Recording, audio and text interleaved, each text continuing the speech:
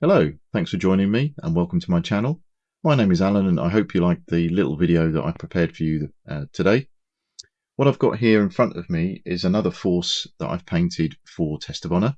Those of you who watched the other video will know that that was perhaps more of a traditional setup led by samurai with some ashigaru or follower types. This force that you see before you is modelled upon the famous Seven Samurai film. This is a sort of black and white film that encapsulates a lot of the traditions that you perhaps associate with Japanese culture, etc. The characters from the film are, in their own way, pretty famous, and each one of those is modelled in a slightly different way within the Test of Honour rules. They have all their own attributes, which we'll take a little look at shortly. For now, though, just wanted to introduce these as Perry figures that I've deliberately painted in a slightly muted style to reflect the fact that the Seven Samurai were in fact Ronin, or masterless samurai, who were called in to protect a village from bandits. If the storyline sounds familiar, that's because it was copied by the later and much more well-known, certainly in the Western world, Magnificent Seven film. As I said, these figures are Perry miniature figures that I've chosen to model for my own purposes, just because I had them.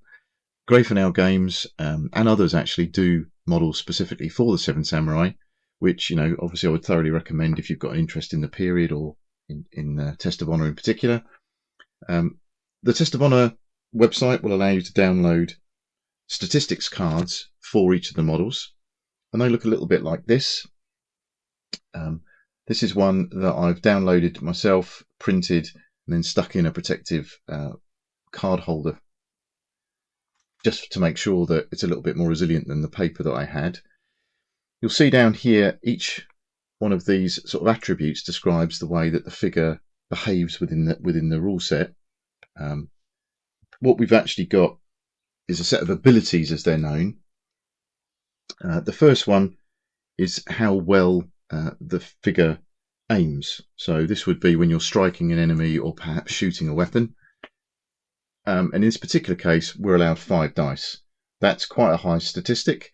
And each one of the Seven Samurai has a certain set of attributes that reflect, the characters within the film, as I say, and each one of them is slightly more powerful than a typical figure would normally be under the rules, although it does vary. So you get the best out of the troop, really, if you are able to sort of combine the best of their abilities. Then what we've got here is an agility rating. Again, this is indicates quite a high statistic. You get a +1 there for the figure being unarmored. In Test of Honour, that presumption is that they move faster and therefore are swifter in terms of evading a blow or any sort of incoming fire. Then we've got a strength, which is used once you've scored a hit to determine how potent that strike is. Then we've got wits. This is where you need to effectively decide whether the figure is able to use initiative or not, and you need these for determining whether you can target particular enemy types. Then we've got honour, which is really the morale side of the rules in terms of keeping your control of your behaviour, as it were. If you fail an honour test, the most usual result is that you retire 6 inches, and perhaps that may take you off table, or certainly will take you outside of the zone of action. Then we've got the last one is the number of actions that this model is allowed to take. Most followers or subordinate troops will only have 1. This being a slightly more elevated figure has got 2 actions. I'm not going to pretend to go through all of the rules with you now, but I just thought you'd be interested to see some of the statistics that we've got for the Seven Samurai and how they differ. And you can see that the statistics here are changing. This chap, Kanbai, is the leader of the force, and his points reflect, the attributes here reflect him being a particular leader. And there are a number of other cards that come along with the Seven Samurai that add a bit more theme and flavour, shall we say. But it's you know, there are specific missions within Test of Honor that allow you to use these guys in their quotes historical guise.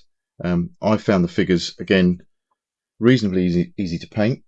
I've tried to, as I say, keep them sort of muted in terms of appearance, just to make sure they didn't look like they were upper class samurai. Just one of the things I would say is that when you're painting a decoration on the figure, it's really easy to overdo this. So I've tried to just go for what I would call there just a patterned effect. There were lots of patterns. There were lots of high quality clothing worn by the elites, but obviously here we're modelling people that perhaps have fallen on hard times, and the only thing they've retained is their sword and their honour. So they're all different. They all have slightly different characteristics within the rule set. They're all quite a lot of fun, and as I said, there are some specific missions that bring them into their own, including one where you defend a village against attackers. This again is a sort of standard 24-point army. And again, if you've got any questions, if you'd like to see a little bit more about the rules and some of our battle reports and the games that we play, just leave me a comment and I'll sort that out for you. Thanks for watching.